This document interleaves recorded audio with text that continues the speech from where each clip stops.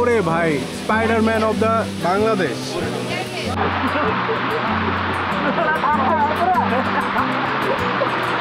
এই জন্যে এইখানে আসতে চাইছিলাম, কারণ এরকম বৃষ্টি আর এরকম ঝর্ণা দেখতে পাবো।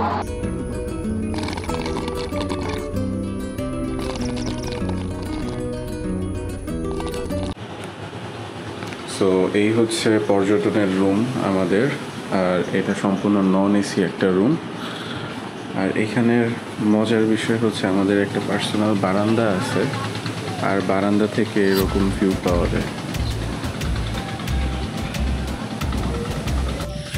সো গাইজ, আমি আজকে আপনাদের রাঙামাটি ঘোরার বিষয়ে কিছু তথ্য শেয়ার করব, আমার এক্সপিরিয়েন্স শেয়ার করব এখন। সো আমি এখন যে জায়গাটাতে আছি আপনারা তো জানেনই, পর্যটনের একটা পিছনের একটা অংশ এই জায়গাটা পাহাড়ের মতো করে, টিলার মতো করে বানানো। আর সামনে এই যে এরকম কিছু কিছু ভিউ পয়েন্ট আছে যেখানে আপনারা দাঁড়ায় ছবি তুলতে পারেন, একান্ত নিজের টাইম স্পেন্ড করতে পারেন আর কি, আর পরিবারের সাথে মজা করতে পারেন। এখানে বসে আপনারা কি বলে পিকনিক টাইপের করতে পারেন, এরকম স্পট আছে। বাট বিষয় সেটা না, বিষয়টা আপনাদের সাথে ক্লিয়ার করে বলতেছি। বিষয় হচ্ছে যে আপনি যদি ছুটির সময় রাঙামাটি আসতে চান, তাহলে আই থিঙ্ক ডিসিশনটা খুব একটা ভালো হবে না। কারণ হচ্ছে আমি যখন রাঙামাটি আসছিলাম এর আগের বার, তখন মানে অফ সিজন ছিল, আর ওই সময় আমি যে সার্ভিস পাইছি, ওই সময় রেস্টুরেন্টে যে খাবার দাবার পাইছি, সেগুলা অন্যরকম ছিল, অনেক কম দামি ছিল, অনেক ফ্রেশ ছিল। বাট এইবার আইসা আমি যে এক্সপিরিয়েন্সটা করতেছি, প্রাকৃতিক সৌন্দর্য ছাড়া আদার দেন মানে হোটেলের সার্ভিস, রেস্টুরেন্টের অবস্থা, খাবার দাবারের অবস্থান, প্রাইস, সবকিছু আমার কাছে কেমন জানি লাগছে। মনে হয়েছে যে মানে এরাও কমার্শিয়াল হওয়া শুরু করছে কক্সবাজারের মতো করে। কারণটা হচ্ছে আমি ফার্স্টের দিন যেই হোটেলে ছিলাম নাদিসাতে, হোটেলটা কিন্তু আমরা প্রায় অলমোস্ট 15-20 দিন আগেই আমরা বুক করছিলাম। বাট ওরা আমাদের যে রুম দিছে, মানে 2000 টাকায় যে কাপল বেড রুম দেওয়ার কথা ছিল, বেডরুমটা ছিল নোংরা, বেডশিট ছিল নোংরা, ওয়াশরুম ছিল নোংরা, সবকিছু ছিল নোংরা। কিন্তু এর আগের বার আমি সেম হোটেলেই ছিলাম, ওদের মানে সার্ভিস খুব সুন্দর ছিল, রুম পরিষ্কার ছিল, সবকিছুই ছিল অ্যান্ড অ্যাফোর্ডেবলও ছিল। বাট এইবার এতটাই খারাপ ছিল যে আমার মেজাজ খারাপ হয়ে গেছে, আমি বসে থাকবো না, তো ভালো কথা থাকবো না।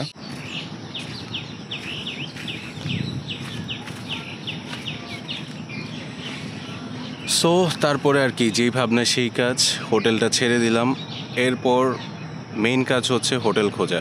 মানে রাঙামাটিতে যতগুলা হোটেল আছে সবগুলা হোটেলে ফোন দেওয়া শেষ, কোনো হোটেলে বা কটেজে মানে 13 তারিখ বা 14 তারিখের আগে রুম ফাঁকা নাই। সো পড়ে গেলাম একটা প্যারায়, একদিক দিয়ে রুম ছেড়ে দিছি, অন্যদিকে আবার উঠতে হবে, check in check out time হয়ে গেছে। সো একটা বিশাল বড় প্যারায় পেয়ে গেলাম। তো ফাইনালি মানে অনেক ঝামেলা কইরা এই পর্যটনে 2টা রুম আমি ম্যানেজ করতে পারছি, অ্যান্ড 2টা রুম নন এসি, মানে সব রকম সুযোগ সুবিধা ছাড়া, জাস্ট 2000 টাকা মাত্র। সো অন্যান্য সময় আমার কাছে যেটা মনে হয়েছে যে রুমের কন্ডিশন, যে রুমের কোয়ালিটি নন এসি, আমার কাছে মনে হয়েছে যে 1200 থেকে 1300 টাকা হইলেই ঠিক ছিল, বা 1000 টাকা, আর তার মধ্যে এটা সরকারি একটা হোটেল। সো সেই অনুযায়ী অনেক বেশি দাম, সরি 2000 না, 2100 টাকা। তা এখন আমি যেটা চিন্তা করতেছি, এই হোটেলেও থাকবো না, মানে আরেকদিন আমি থাকার চিন্তা করতেছি, কিন্তু এই হোটেলে কোনো রুম নেই। সো আমাদেরকে আবার চেঞ্জ করতে হবে।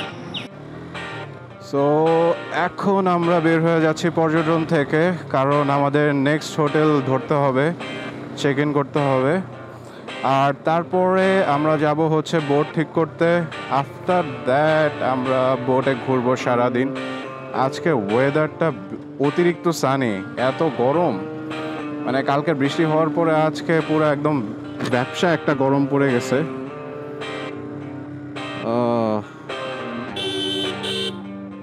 পুরা হাত টাত কালো হয়ে যাবে,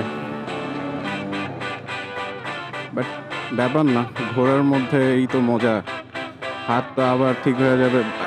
এই স্মৃতি, এই মেমোরি কই পাবো ভাই?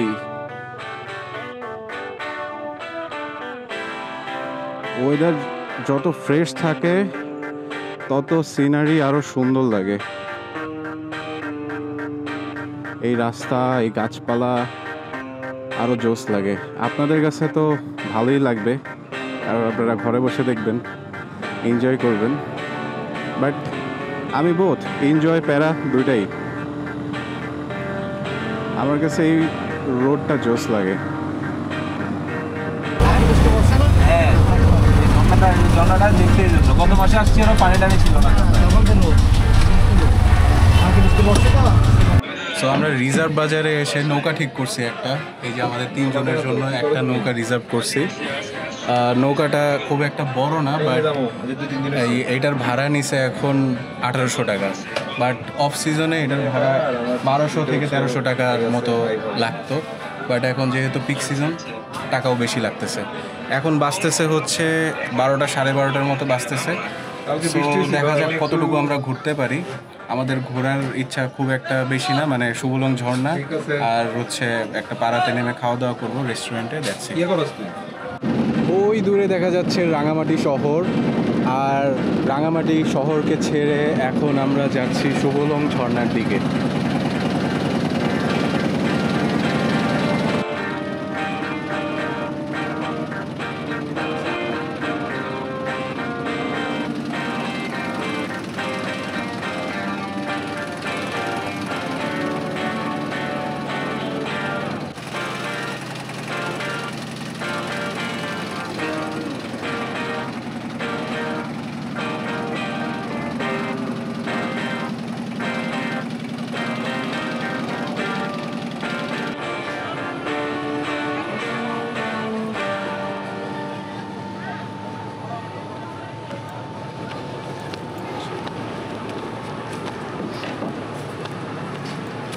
ভাইয়া টিকিট কত করে দাদা?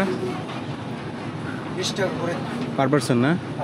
আর বোটের কি আলাদা টিকিট আছে? না, বোটের আলাদা টিকিট। দাদা ঝর্ণার এত পানি কম কেন?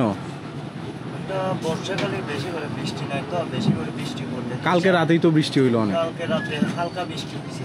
আরো বৃষ্টি লাগবে? আরো বৃষ্টি লাগবে। এখন এইটাই তো সবচেয়ে বড় ঝর্ণা, এটাতে তো পানি নাই। সামনেরটাতে কি আরো খারাপ অবস্থা? আরেকটা আছে না ঝর্ণা? আচ্ছা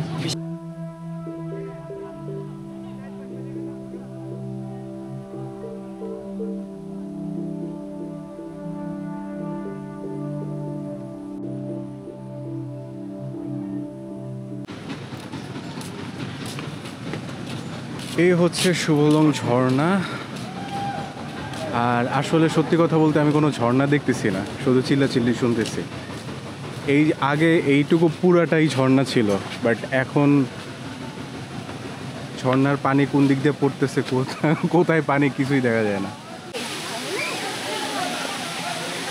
এই হচ্ছে ঝর্ণার সিঁড়ি।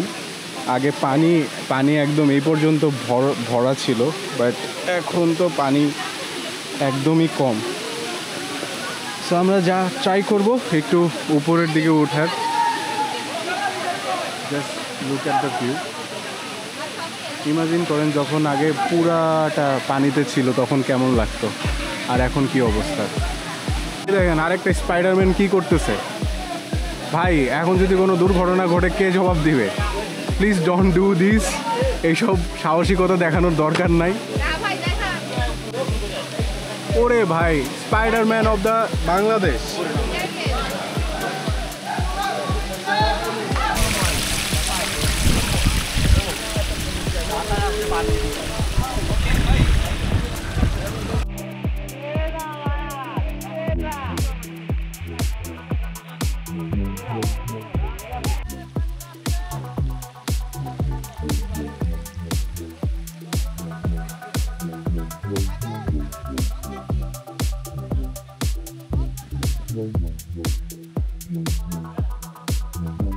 ওয়েদার ক্লাউডি হয়ে গেছে, আর তো বেড়ে গেছে।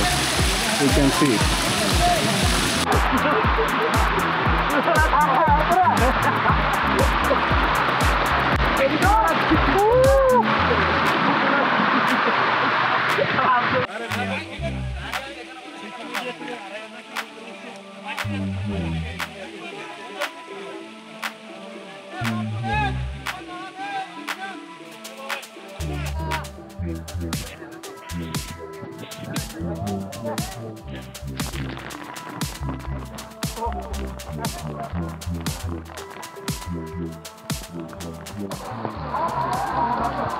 Just look at the view guys.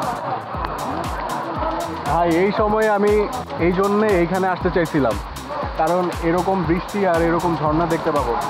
ঝর্ণা যে শুকায় গেছিলো এখন সেটা আবার ফুলা পাইপে উঠছে, কারণ পিছন দিকে ঢল হইতেছে বা বৃষ্টি হইতেছে, এই কারণে এই ঝর্ণাটার পানি বেড়ে গেছে।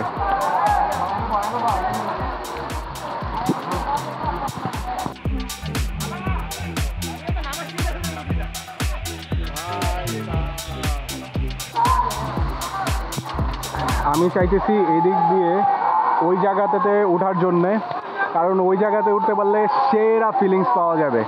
বাট আমি অলরেডি অনেকখানি উঠে গেছি, এখন নামবো কীভাবে এটা চিন্তা করতেছি। উঠাটা ইজি কিন্তু নামাটা কঠিন। আসবা আসবা।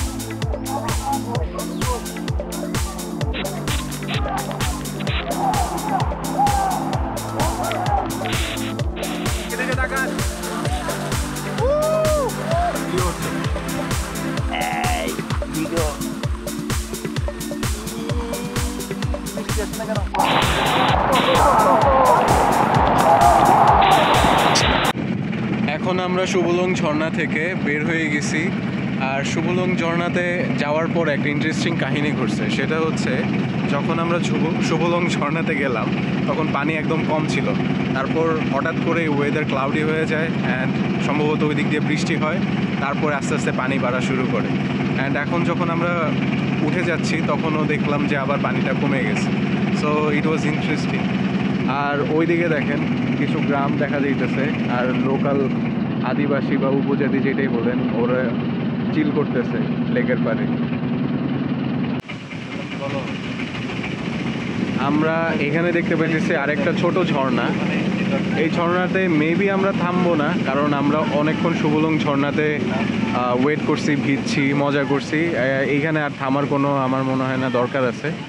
সো আমরা চিন্তা করতেছি এখন এখান থেকে স্কিপ করে অন্য জায়গায় যাব।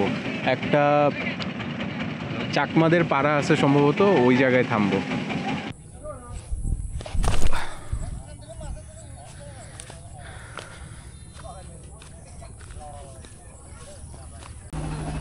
এই যে আমরা এখন উঠে যাচ্ছি একটা পাহাড়ি গ্রামে। পাহাড়ি গ্রামটার উঠার ভিউটা এইরকম, কত সুন্দর কিন্তু কত হার্ড ওদের লাইফ। এতটুকু উঠা তারপরে কোনো জায়গায় যাতায়াত করতে হলে যাতায়াত করতে হয়। এই যে এখানে ওনাদের ট্রেডিশনাল কাপড় চোপড় পাওয়া যায়। ফতুয়ার কাপড় এগুলো করতে কেন? এই যে দিদি শপের ওনার। দিদি এখানে কি কি পাওয়া যায়? এখানে ফতুয়া আছে, লুঙ্গি, গামছা, ট্রিপি, শাড়ি, ওই ধরনের ব্যাগি। আচ্ছা আচ্ছা, আছে নানা ধরনের ব্যাগ ট্যাগ আছে। আমাদের সুন্দর লাগছে, একটু পরে দেখবো না? দেখেন এগুলো সব কি আপনি ওটা কত সাইজ? 30। হ্যাঁ দেখেন সবগুলো কি মানে এখানেই বানানো হয়?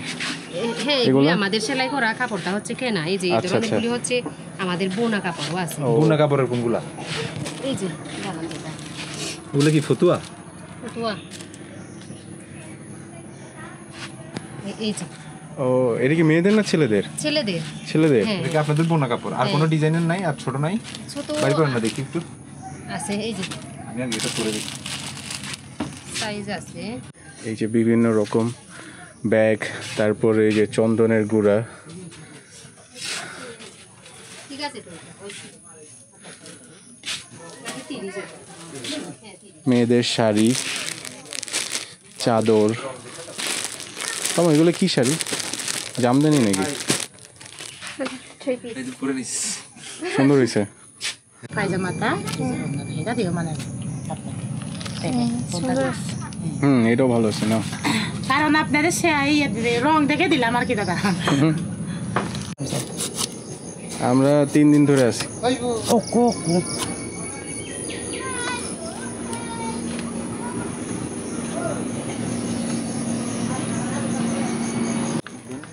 তো আমরা এই পাড়াতে এসে এই কিছু কেনাকাটা করলাম, ফতুয়া কিনলাম, আর এই যে দিদির কাছ থেকে আনারস খাচ্ছি, আর আমিও একটা ফতুয়া টাইপের একটা কিছু কিনছি। আরও 3টা কেনাকাটা হয়েছে। ও কিছু শাড়ি কিনছো না, 3 পিস কেনা হয়েছে। তো এখান থেকে আনারসটা খাওয়ার পরে চলে যাব।